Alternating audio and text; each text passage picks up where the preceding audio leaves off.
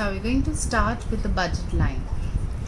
Budget line is graphical representation of all possible combinations of two goods which can be purchased with the given income and prices. So it's very clear that budget line is shown graphically and it shows the combinations of two goods which a consumer buys with his given income and at given prices of those commodities. Say for example, a consumer has income of rupees 20. He wants to spend it on two commodities, X and Y. This is one of the assumptions, that the income is limited and he's buying two commodities and the prices of the commodities are say rupees 10 each. So either with those 20 rupees he can buy 2 units of X or only 2 units of Y or 1 unit of X and Y. So the possible bundles which he can buy is 2, 0, 0, 2 or 1, 1. So when these bundles are represented graphically, the graph is known as budget line. Now I have used another example and I have shown it with the help of a schedule and a diagram.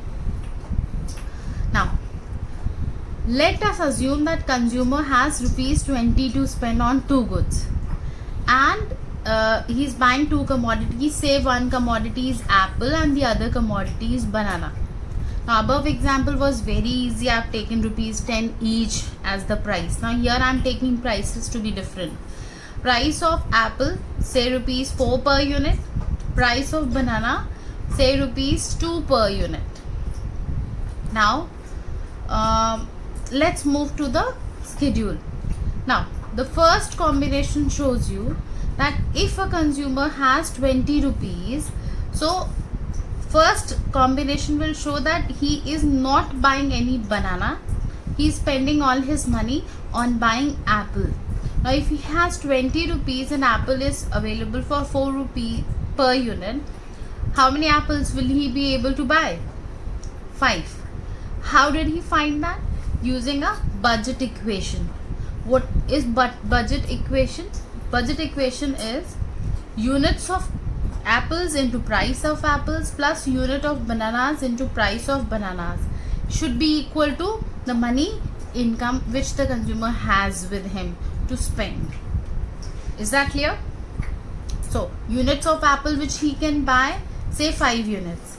5 into what is the price? 4. That makes it 20. Plus 0 units of bananas into the price of bananas, and 0 into any number is 0. So answer comes out to be 20. I have written the equation here just to make it very clear to you. Is that clear?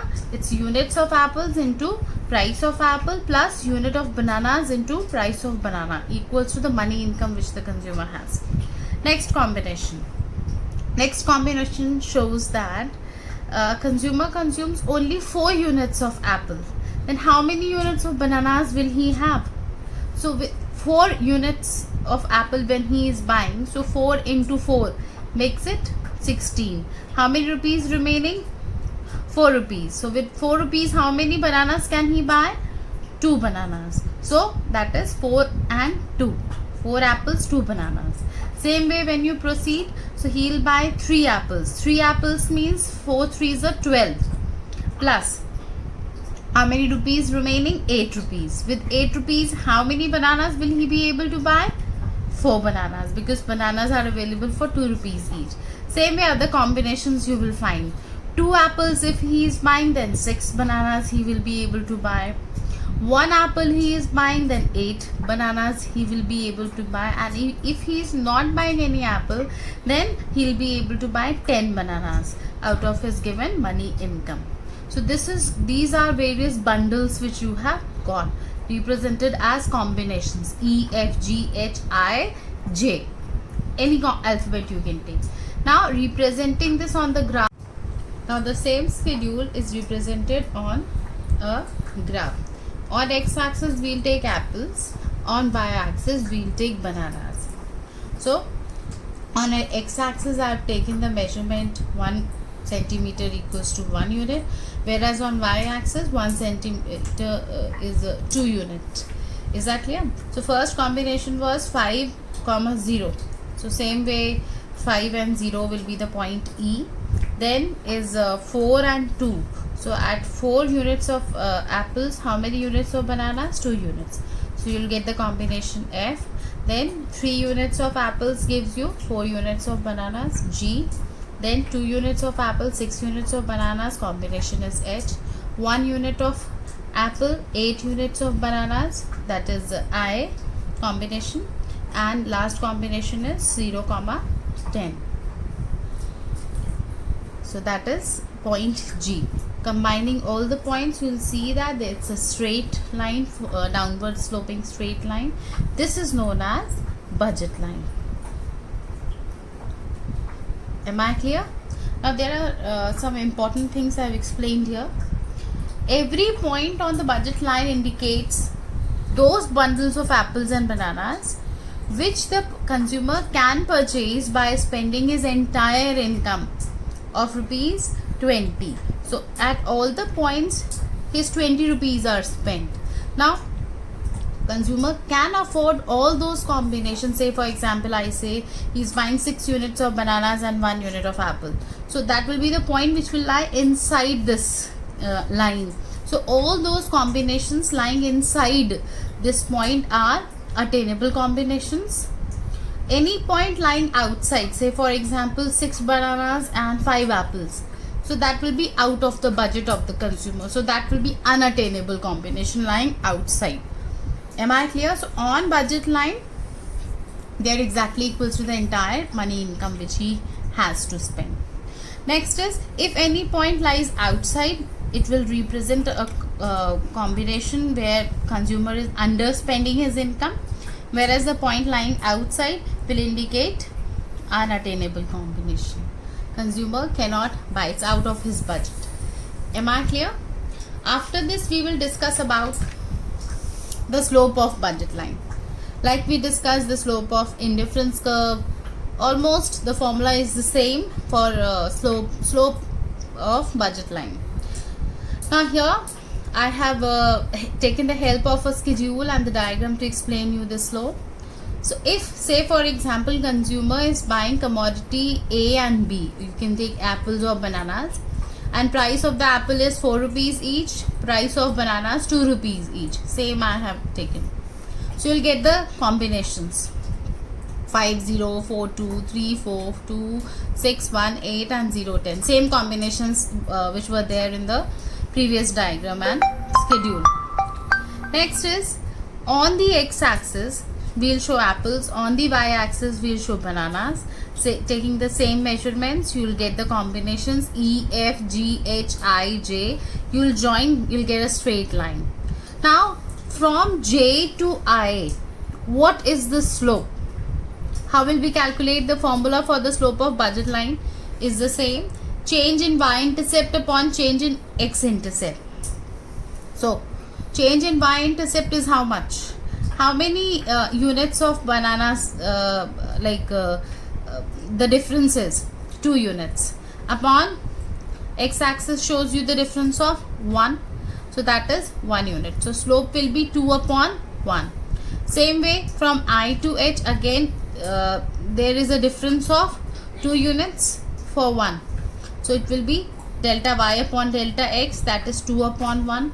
Again from H to G, there is a difference of 2 units. You can see here only that 2 units bananas is changing. The units of bananas are changing by the difference of 2.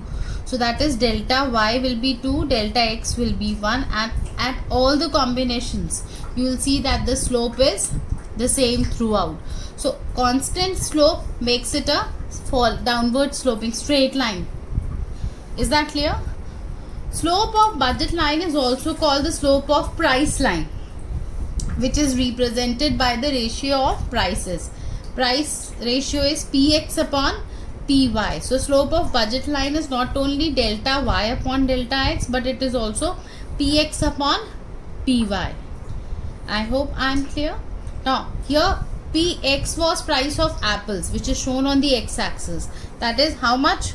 4. Whereas PY, that is on y-axis we have shown bananas, it's how much? 2. So again, which if you calculate, slope will be 2 upon 1.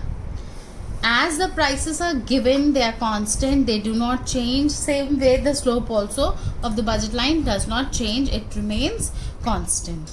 Now if I ask you, this was the price of apple, this was the price of bananas.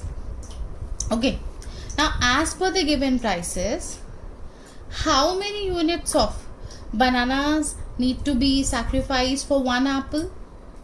You can see very well see that one banana is for 2 rupees. Now if you sacrifice 2 bananas, how many rupees will you save? 4 rupees. With that 4 rupee, you can buy one apple. So that is why the ratio is this. On the other hand, if you sacrifice one apple, you're saving how many rupees? 4 rupees. With those 4 rupees, how many bananas can you buy? 2. So always the ratio will be 2:1. Is that clear? According to the given example. Why is it so? Because of the given prices of the commodities. Now the next thing is properties of budget line. Now when we discuss about the properties, you can very well see that budget line is a downward sloping line. So it's a negatively sloped line. First property. Why is anything negatively sloped? Because for increasing the consumption of one commodity, the other has to be decreased. In this case, why? Because of the given income of the consumer. Next is the slope of budget line is equal to the price ratio of the two commodities, which has been shown to you. Third property is it is a straight line because we assume that the given prices of the two commodities, the prices of the two commodities do not change, they remain constant. Next is budget line is drawn on some assumptions. First assumption is that the money income of the consumer is fixed. Now here we have taken, like, say a consumer has only 20 rupees to spend and all. So this is one of the assumption we take. Second assumption is the prices of the two commodities remain constant. So on these assumptions we make budget line, and the properties are negatively sloped. Price ratio is the slope, and next is it is a straight line as we take the given prices of the two commodities. I hope I am clear with it.